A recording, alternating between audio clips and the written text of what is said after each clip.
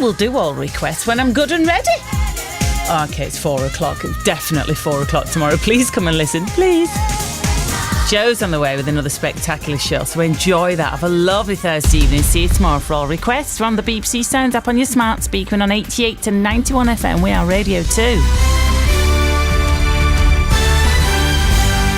BBC News at 7 o'clock. This is Nikki Cardwell. Downing Street says figures from NHS England showing the worst ambulance response times on record are obviously unacceptable. Last month, it took ambulances an average of 92 minutes to get to emergency calls, such as those for heart attacks and strokes. The target is 18 minutes. Colin Stone from Devon says his wife Maggie died just before Christmas after they waited for an ambulance for nearly 24 hours. He believes she'd be alive today if help had arrived earlier. I'm definitely convinced she would have been on medication earlier. They would have been able to diagnose and know what was going on. And there was I can't continue that bit of the conversation. I really find that too difficult. The Teachers' Union, the NASUWT, says its members in England and Wales will not be taking industrial action because not enough of them voted in a strike ballot. Only 42% took part. The legal threshold is 50%. Of those who voted, 90% backed a walkout.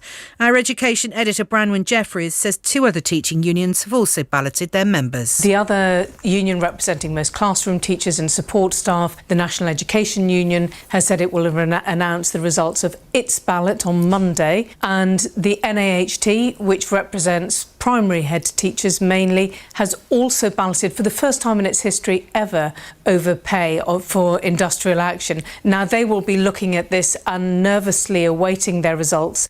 A special counsel's been appointed to investigate President Biden's handling of US government documents after his lawyers discovered classified papers in the garage of his home in Delaware.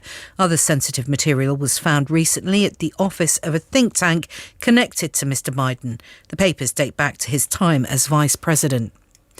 The Irish Prime Minister Leo Varadkar has warned that an agreement between the EU and the UK over post-Brexit trade arrangements for Northern Ireland may not be enough to restore the devolved government at Stormont.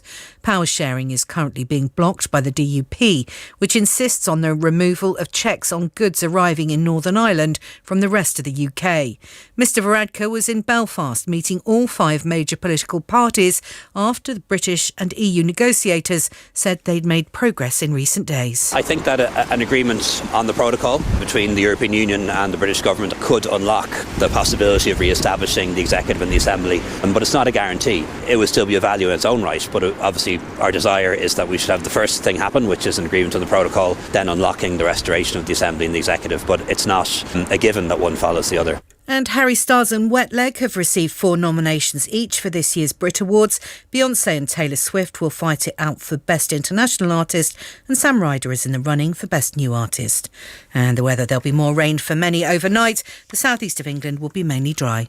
BBC News, it's 3 minutes past 7. Thank you, Nikki. Joe Wiley's Shiny Happy Playlist. There's going to be big tunes. Blowing the roof off Radio 2. Shiny Happy. If you want to get absolutely bouncing, this is where it's at. BBC Radio 2. Yay, you made it to the end of the day. It's the evening. I have the soundtrack here for you right now. Thanks to Sarah, by the way. If you would like a mention tonight, if your gang needs a shout on the radio, then you can let me know by the text 88291. Just text me 88291. Whether you're a solo artist, listen to the show this evening, whether you're a gang of many, then just let me know and I will do your shouts for you if you would like that. Tell me who's in your family, who's in your tribe tonight. And we have lots of great music lined up in the Shiny Happy Playlist beginning now. The Shiny Happy Playlist on BBC Radio 2.